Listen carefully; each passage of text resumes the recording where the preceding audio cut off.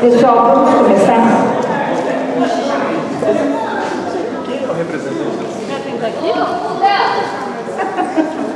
Pessoal, tem mais pipoca. Depois pode vir. Ali, massa. Queremos filmar você de profissão. Tudo bem? Então, em primeiro lugar, eu acho que eu vou fazer uma observação invertida. Eu quero acolher vocês aqui na sede da Guardinha e agradecer a vocês pela presença, mas mais do que isso, por vocês terem colocado a Guardinha na presidência do Condema, né, Helena? É uma honra para a instituição, pessoalmente também é uma honra, um compromisso muito sério, e eu vou começar assim, eu já vou começar meio que com a fala do presidente, tá? Deixa se vocês não conhecem, porque nós nos vimos sempre pelas telas só, né? Ele é o Carlos Alberto, o nosso secretário executivo, e a Maria Cabral está fazendo a gentileza de filmar para nós, pelo Resgate Contribuir, e depois a gente vai usar essa gravação para colocar no YouTube da Prefeitura, tá bem? Então eu agradeço a vocês, a sua presença, a confiança que vocês puseram em mim, né, para acompanhar essa jornada. A gente está no terceiro ano, então a gente teve uma gestão e fomos novamente eleitos, estamos na segunda gestão, mas há 3 anos a gente se encontra, aliás, a gente não se encontra. Então a gente pôs as cadeiras um pouco desse jeito e depois, se for o caso, podemos mexer as cadeiras para a gente se encontrar e conversar muito, né? Eu, como vocês sabem, eu sou professora de português e de linguística e a minha área de especialização é a área do discurso. Cada vez mais eu percebo que o que falta para nós é muita conversa. Os advogados que dizem isso, porque tem que ter a tal da vara, não é vara, como chama? Agora, antes de entrar com o processo, tem a possibilidade da conciliação. E a conciliação nada mais é do que tentar conversar um pouco mais. Eu acho que na nossa questão, que já vem lá de 2003, né, com o guia de arborização, porque hoje a nossa reunião é exclusiva para a gente tratar das questões de arborização, isso mostra que se a gente tem uma lei de 2003 e estamos enfrentando os mesmos problemas há 20 anos, falta descobrirmos o caminho da conversa. Porque papel e lei, né, é o que falta. Guia não é o que falta. Falta a gente se entender, né? Então, só para vocês se situarem, agora chegaram, eu escrevi na pauta, virar à direita, subindo as Amoreiras. E o povo que errou não leu. Tá bom. É coisa de professora falar assim, né, Zé Antônio? Então, eu queria só dizer para vocês que são curiosos e não sabem que tipo de salão imenso é esse que a gente tem hoje aqui, neste espaço e nos espaços ao redor, onde é a SUSEM, o IPEM, a Polícia Ambiental, onde é o Mário Gatinho agora, não, antes do Mário Gatinho. Esse espaço todo era do Serviço Estadual de Sericicultura. Ou seja, este salão já serviu para tecelagem da seda. E um galpão exatamente igual a este, que tem para lá, ele está esperando uma reforma, ali era o acasalamento dos bichinhos da seda. Então, a avenida se chama das Amoreiras, não sei porquê, não é? Afinal, os bichinhos tinham que comer e crescer e tudo mais. Um pouquinho da história, e aí a gente já começa. Eu passo a palavra para a minha querida coordenadora. Subiu? Cadê? A nossa...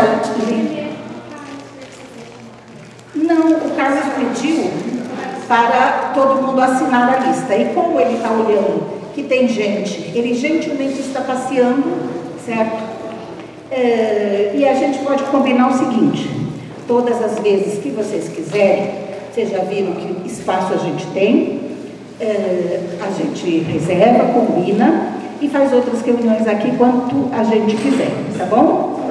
Bem-vindos e vamos ao trabalho que tem muita coisa. A palavra nossa coordenadora. Obrigada pela atenção. Pessoal, eu sou a Letícia, Fala mais alto. eu sou a atual coordenadora da Comissão de Arborização do Condema, né? Hoje a nossa pauta é exclusiva nesses dois tópicos. Para quem não leu a convocação com atenção, eu vou só explicar como que vai funcionar a nossa dinâmica hoje de trabalho. Nós dividimos os temas em bosque, a queda de árvore do bosque, que vai ser o tema inicial, e depois nós vamos falar exclusivamente do material elaborado pela comissão, que é a respeito da queda de árvore que aconteceu no Taquaral. Então, pela similaridade dos temas, eu vou esclarecer que são pautas diferentes e a primeira vai ser somente voltada ao bosque. Bom, como a gente já tinha apresentado em outras reuniões, o DPJ, depois que aconteceu a queda de árvore, né, que matou o Guilherme, no dia 24 de dezembro, o DPJ fechou o parque e levou uma equipe de técnicos para fazer um laudo de vistoria das árvores que precisariam ser suprimidas no bosque.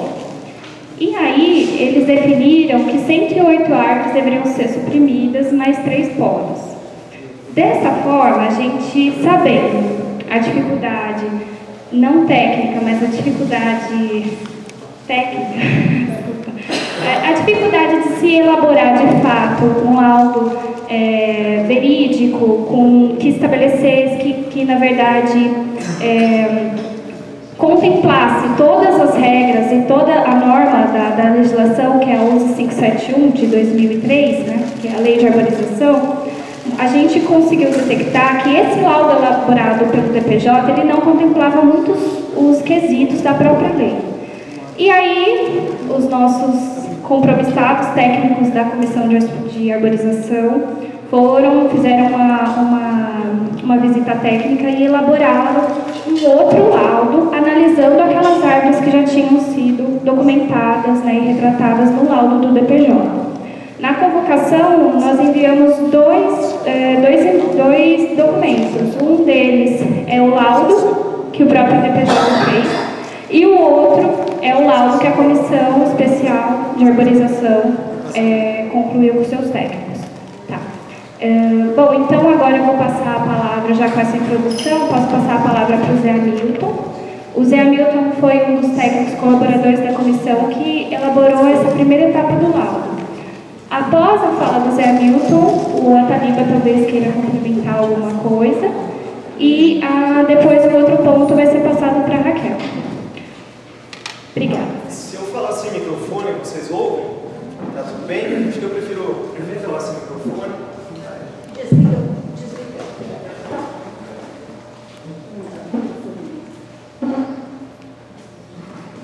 Primeiramente, boa tarde, né? É um prazer estar aqui presente, né, na Comissão de Arborização do Condema.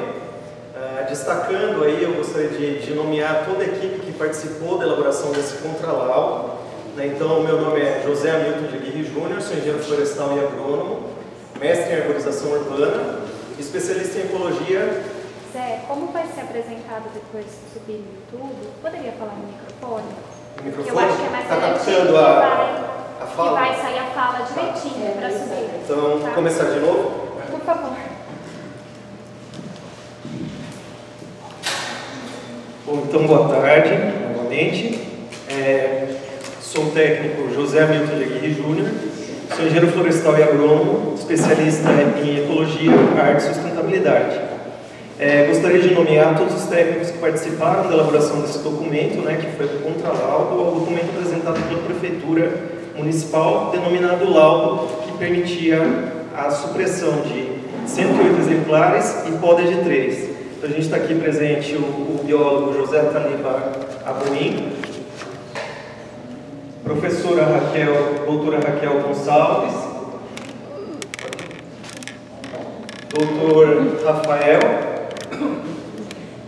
mestranda Larissa, Então, houve, só para brevemente explicar, né? Então, com base nesse documento, tendo em vista toda essa celeuma, né, após a queda de quase 400 árvores nos meses de dezembro, janeiro e fevereiro, né, os meses com chuva, houve um assodamento, né, e houve uma precipitação muito acentuada no manejo de árvores, né? Então, uma poda generalizada de árvores em parques públicos, fechando o parque público também, e tendo em vista a morte de 2 cidadãos, uma criança, Isabela Firmino, né, de 7 anos,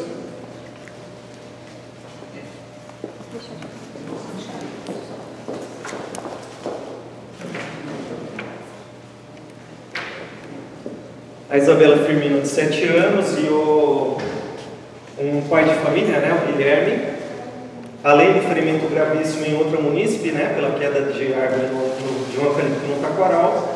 Essa situação virou uma situação de caos, né, de pânico na sociedade campineira. Tendo em vista o cenário de divulgação de um laudo, né, da Secretaria de Serviços Públicos que autorizava a supressão de 108 exemplares no bosque, mais a poda de 3, tanto a Comissão de Arborização do CONDEMA quanto a Comissão Especial de Estudos de Arborização da Câmara solicitaram ao grupo técnico que elaborasse um estudo específico desse documento que agora vai ser mostrado, né? Então a gente fez a etapa de campo. A etapa de campo foi nível 1 e 2 da norma brasileira, a BNT, 16246, que define os critérios de avaliação arbórea, né? Então, de risco, todas as questões aí de avaliação, sanidade, etc. Então, nível 1 e 2 são os aspectos visuais, então eles vão evoluindo, né? Nível 1 é um nível bem básico, nível 2 é um nível mais avançado, nível 3 é um nível com a avaliação por meio de equipamentos de estudo interno da árvore, que você consegue determinar cavidades, falhas na biomecânica da árvore, né, se essa falha é suficiente para justificar a supressão dos exemplares. Tá? Então, tendo em vista essa breve introdução, vou dar início aí, né? Então, isso que eu falei, né? A queda de aproximadamente 400 árvores no último verão provocou com as mortes e os ferimentos nessa cidadã, levaram aí ao pânico da sociedade campineira, e como resposta, o poder público, né, começou a ter um assodamento nas operações, permitindo inúmeras supressões e podas de árvore em toda a área do município de Campinas, o fechamento imediato, né, por meio do Ministério Público de todos os parques, até que se comprovasse a segurança, né, dessas áreas. E muitas dessas podas e supressões foram realizadas de maneira assodada, comprometendo a verificação das reais necessidades desses procedimentos, que afetaram drasticamente esses mesmos indivíduos. E um documento intitulado Laudo Técnico, desenvolvido pela Secretaria de Serviços Públicos, atestava a necessidade de supressão de 108 exemplares arbóreos, a poda de 3, na área do Bosque do Jequitibás, que é patrimônio ambiental de Campinas, tombado pelo CONDEPAC e CONDEFAT, levando a Comissão de Arborização do CONDEMA e da Comissão Especial de Estudos de Arborização da Câmara Municipal de Campinas a solicitarem análise técnica da documentação apresentada e apresentar contralaudo. Não está passando aqui? Já foi? O presente documento é um resumo, né, desse contralaudo que toda essa equipe técnica elaborou, seguindo-se, né, a norma legal, que é a Lei Municipal 11.571 de 2003, e dividiu-se o documento em 3 linhas mestras de atuação. A primeira, análise e estudo sobre a necessidade específica da supressão desses 108 exemplares arbóreos e poda de 3, na área de patrimônio, né, tombado, que é o Bosque do Jequitibás. Avaliação fitossanitária, então, qual é o estado que essas árvores estavam, de risco, então a inclinação é suficiente para causar esse risco e justificar a supressão. Tomografia ultrassônica e resistografia para tomada de decisão. medidas de manejo adicional à área do último fragmento florestal de Mata Atlântica original, isolado em área central de Campinas, São Paulo. Então, além de toda essa questão, né, do manejo em si, o bosque tem uma especificidade, que é um fragmento isolado numa área de matriz urbana. Então ele está cercado de cidade por todos os lados. Ele sofre um processo muito grande a gente chama na biologia de endogamia também, ou casamento consanguíneo. Então essa especificidade do bosque e toda a influência também que ele recebe precisa ser muito melhor analisado do que outros parques implantados, que é a dinâmica florestal dessa última área de fragmentos de Mata Atlântica original, isolado, né, na área de Campinas. Ela é um elo do passado com o presente e para o futuro. Então, o que tem de vegetação lá era o que ocorria. Tá? Então, tem toda essa especificidade que foi avaliada também. O escopo do trabalho, então, essa primeira etapa, né, que foi a equipe eu e o Ataliba, consistiu na análise nível 1 e 2 da NBR BNT 16246, de 111 exemplares, 108 supressões e 3 podas, contidos no documento definido como laudo, elaborado pela Secretaria de Serviços Públicos, e os exemplares que eventualmente apresentavam dúvidas a respeito de sua preservação foram indicados para inspeção com equipamentos por equipe da Unicamp, Laboratório de Análise de Árvores, professora doutora Raquel Gonçalves. A metodologia consistiu no levantamento de campo de todas essas árvores, com levantamento também dos dados dendrométricos de cada exemplar, que consistem em quê? Altura, a circunferência e altura do peito, inclinação, avaliação dos locais de possível biodeterioração, se há raiz, caule, copa, qual o risco que isso representa, a espécie, que no relatório, né, de prefeitura não continha a identificação de 78% dos exemplares. A gente vai mostrar um pouquinho mais para frente. O estágio sucessional, então, se elas eram pioneiras, secundárias ou clímax. Isso indica também a dinâmica, né, dessas supressões. E se elas estavam em alguma categoria de risco ou ameaçadas de extinção. Com base nesse levantamento de campo, foi realizado um cruzamento e interpretação técnica das informações levantadas em campo para tomada de decisão. Os exemplares que eventualmente apresentavam dúvidas sobre a preservação no local em que estavam foram indicados para análise 3 com equipamentos. Então, os exemplares que já eram seguros pela avaliação nível 1 e 2, mas que restava alguma dúvida, a gente fez a complementação pelo nível 3 para justificar também com uma maior segurança a preservação desses exemplares.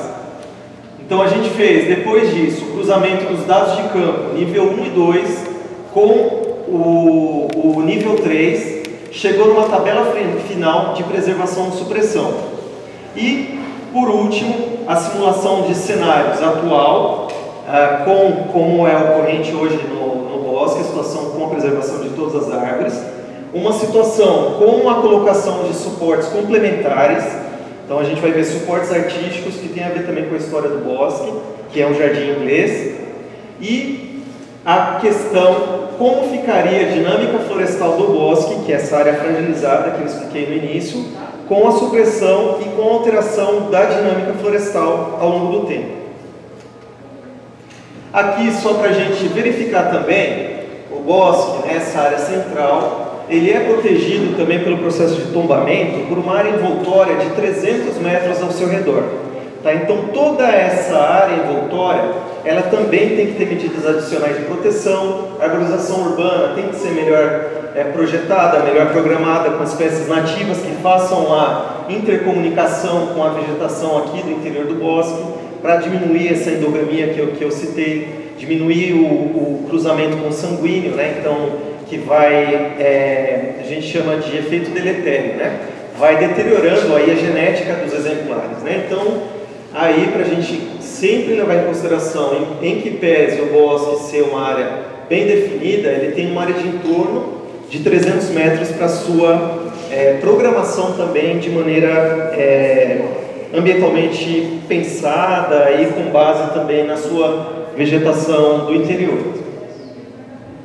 Sobre os critérios estabelecidos, então, a Lei 11.571 estabelece normas para considerar laudo técnico, né? Então, o documento apresentado pela Prefeitura tinha várias carências técnicas, né? Então, aqui o artigo 9º, ele estabelece os parâmetros, né, de responsabilidades, a supressão e transplante de árvores, intervenção em raízes em logradouros públicos somente serão autorizados mediante laudo técnico emitido por engenheiro agrônomo, engenheiro florestal ou biólogo, legalmente habilitado nas seguintes circunstâncias: quando o estado fitossanitário justificar a prática, quando a árvore ou parte dela apresentar risco iminente de queda. E no artigo 2º estão estabelecidos os parâmetros técnicos que obrigatoriamente devem constar em laudos.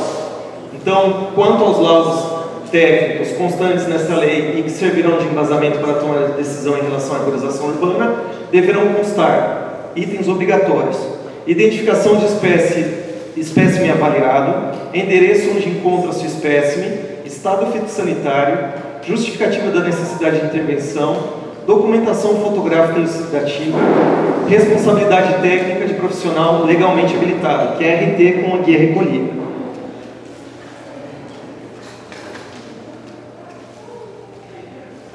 Dentre os pontos inconsistentes, os pontos de avaliação técnica, né, do documento inicialmente apresentado por secretaria, a gente identificou o seguinte: a identificação precária das espécies e dos indivíduos, sem nome científico e popular na maioria dos exemplares, mais de 78% do levantamento, o que impossibilita saber sua importância no estágio sucessional, bem como aspectos de raridade, risco de extinção ou proteção especial. Tabela divergente de imagens fotográficas elucidativas, 141 imagens sem apresentar legenda, ou destacar os indivíduos apontados para manejo, gerando dúvidas. Eles não estavam demarcados, não estavam apontados, isso gerou uma dificuldade também de interpretação.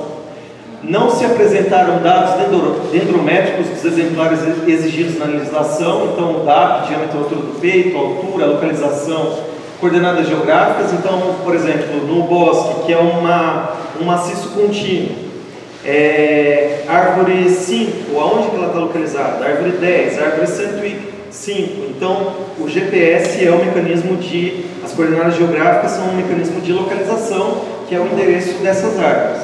Daí a gente identificaria corretamente, né?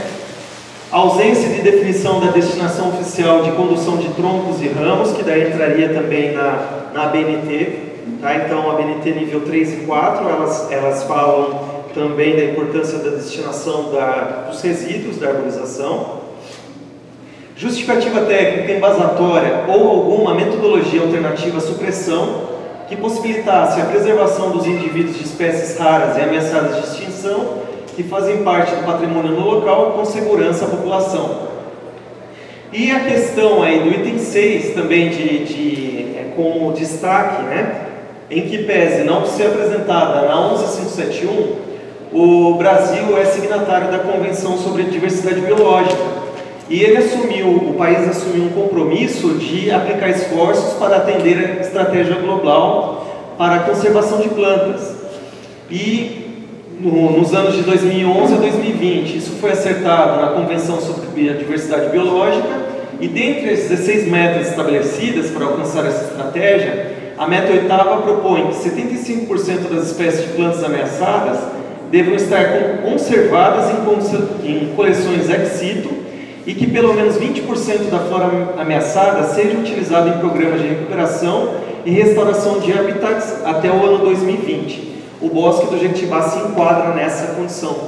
Então é uma área de grande potencial para essa preservação de espécies, conservação, né, que é o uso também sustentável dessas espécies, o uso permitido, e a gente verifica, né, que não é o que acontece atualmente.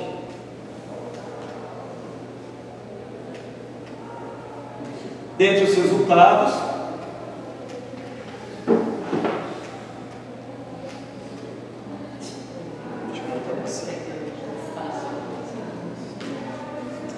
então, das 101 111 árvores, né, registradas no laudo, enquadram-se como 83 árvores vivas indicadas para supressão, sendo dessas 83 vivas, 17 exemplares de espécies exóticas, 66 de espécies nativas e 28 mortas. Avaliamos e reconsideramos tecnicamente as conclusões obtidas no levantamento inicial do Poder Público, indicando a manutenção de 36 exemplares dos vivos. Tá? Então é importante destacar essa questão. 83 árvores vivas, dessas 83, 36, através da metodologia nível 1, 2 e 3, nós entendemos tecnicamente que elas tinham condições de preservação. Ou seja, 43,4% do total inicial da categoria de árvores vivas tem condições de preservação.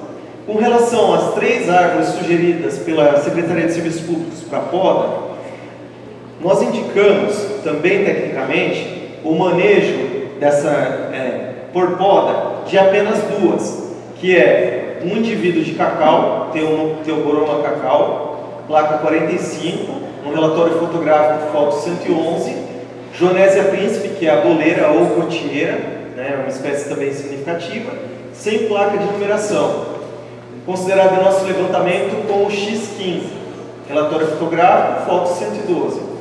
O terceiro exemplar, indicado por secretaria para a poda, trata-se de um eucalipto de grandes dimensões, 35 metros e 372 de PAP, perímetro à altura do peito, próximo a construções como a Academia da Terceira Idade, área do Parque Infantil, da lanchonete do Aquário, locais de grande circulação de visitantes. Nós entendemos também que, por ser exótica, por não possuir fatores justificáveis de paisagem, de interesse de porta-sementes, de arquitetura de copa ou de grande relevância, que não há fatores justificáveis para sua manutenção nesse local e até pelo risco, né? Então é um eucalipto gigante que uma queda de um galho naquela região pode ser bastante comprometedora. Ou seja, então do levantamento teve essa reconsideração aí em termos das árvores vivas, em termos da poda também a gente reavaliou, então é importante também considerar isso, que sendo bem coerente com os critérios de análise, nós não poderíamos permitir a preservação desse eucalipto com a segurança que é devida, né? E durante o levantamento, eventualmente, nós verificamos mais 3 exemplares também para supressão, que são exemplares de alto risco e de grandes dimensões também, que foram incluídos no estudo.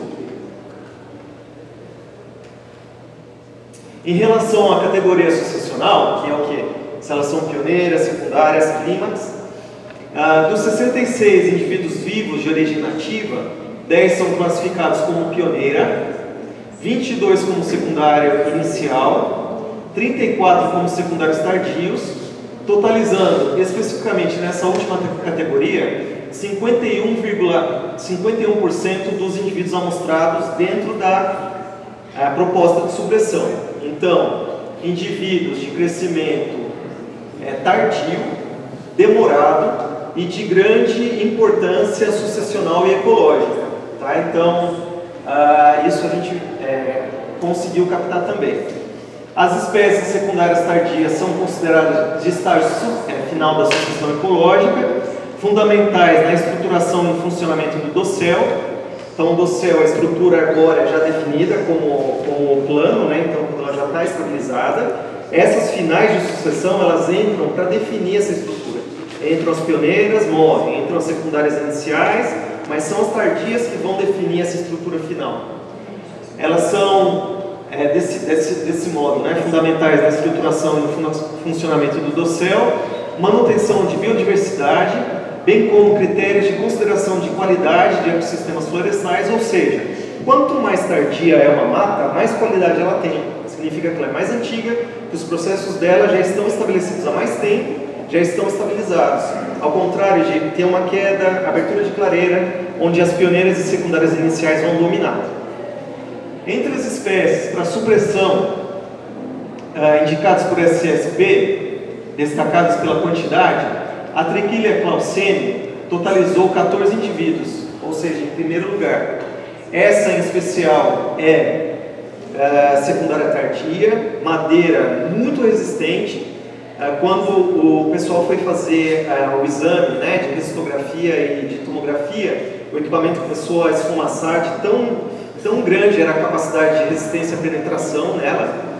É uma, detalhe, espécies que ocorrem no subdossel, então abaixo da sombra das árvores iniciais. Ela tem formato naturalmente tortuoso, ela ocorre dessa forma e de grande resistência, então em grande contribuição também de alimentação para a fauna. O Machaerus petitatum, secundária inicial, com 5 indivíduos, Cabralha cangerana, secundária tardia, Croton pictocaryx, pioneira inicial, Guazon numifolia, pioneira inicial, Machaerus niquititans, com 3 indivíduos cada. E dentre as espécies exóticas, o Ligustrum lucidum era o que contava com maior quantidade, 5 exemplares, e o Flamboyant elanticeja com 13.